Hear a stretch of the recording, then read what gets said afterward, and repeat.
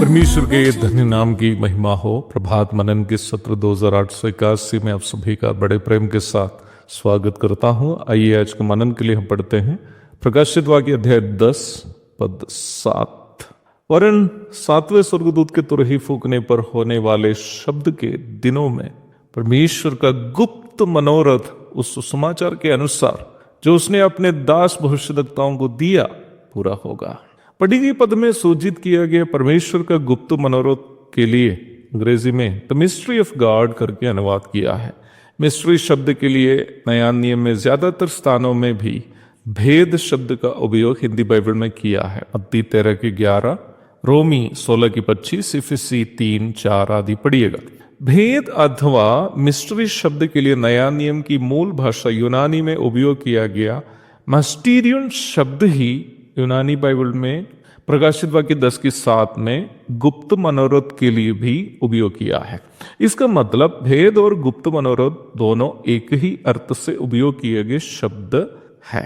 अंग्रेजी में मिस्ट्री शब्द का अर्थ कोई ऐसा रहस्य है जो अब तक कोई नहीं जानता हो, परंतु बाइबल में भेद अथवा मिस्ट्री एक ऐसा ईश्वरीय रहस्य है या ईश्वरीय सत्य है जो नया नियम के रचना काल के पूर्व केवल परमेश्वर ही जानता था, या पुराना नियम के समय में उसके पूर्व के समय में केवल परमेश्वर ही जानता था। परंतु इस कलीसिया युग में परमेश्वर ने अपने प्रेरितों एवं भविष्यद्वक्ताओं के द्वारा कलीसिया को बता दिया हो।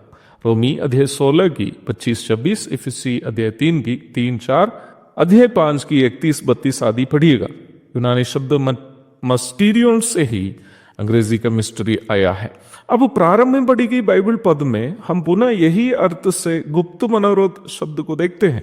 स्वर्गदूत की घोषणा यह है कि अब तो देर ना होगी, वरन 7वें स्वर्गदूत के तुरही फूंकने पर होने वाले शब्द के दिनों में परमेश्वर का गुप्त मनोरथ उस सुसमाचार के अनुसार जो उसने अपने दास भविष्यद्वक्ताओं को दिया पूरा होगा। यह कौन सा सुसमाचार की चर्चा की जा रही है? राज्य का सुसमाचार। हमारे प्रभु यीशु मसीह इस्राएल का मसीहा बनकर उनके लिए धर्मराष्ट्र की स्थापना करने आया था। अपने प्रचार प्रसार के प्रथम 3 वर्ष उन्होंने इस्राएल के लिए राज्य का सुसमाचार सुनाया, परंतु भविष्यद्वक्ताओं की वाणी के अनुसार इस्राएल ने अपना मसीहा का तिरस्कार किया और उन्हें क्रूस पर चढ़ा दिया, और यीशु मसीह की प्रायश्चित मृत्यु और पुनरुत्थान के द्वारा सारे मानव जाति के लिए उद्धार उपलब्ध हो गया। मत्ती 9 की 35, लूका 13 की 7, अध्याय 17 की 25-26, लूका अध्याय 18 की 32-33 आदि पढ़िएगा।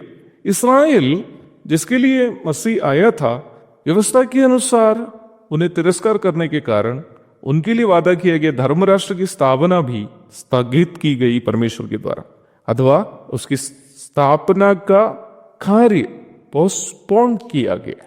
वर्तमान कलीसिया युग धर्मराष्ट्र की स्थापना स्थगित किया गया समय है। इसी परिप्रेक्ष्य में प्रभु यीशु मसीह के द्वारा एक दृष्टांत जो कहा गया हम मत्ती अध्याय 21 की 33 से 41 तक और मरकुस अध्याय 12 की 1 से 12 आदि भागों में देखते हैं। निम्न परिप्रेक्ष्य में कहा गया एक अन्य दृष्टांत हम मत्ती अध्याय 22 की 1 से 10 तक के भाग में भी देखते हैं। आप समय निकालकर उन भागों को इसी परिप्रेक्ष्य में पढ़ लीजिएगा।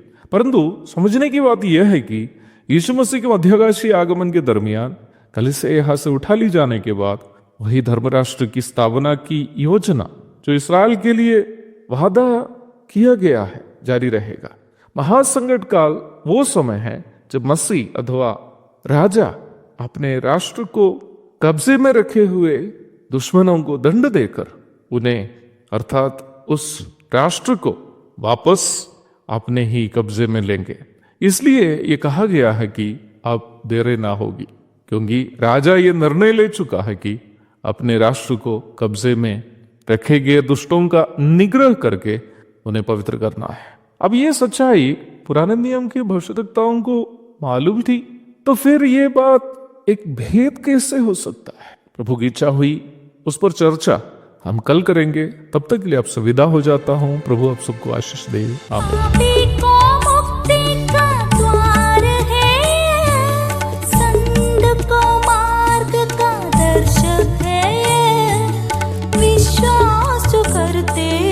उसके लिए अनंत जीवन का साधन है ये है वचन, प्यारा वचन, यीशु मसीह का प्यारा वचन।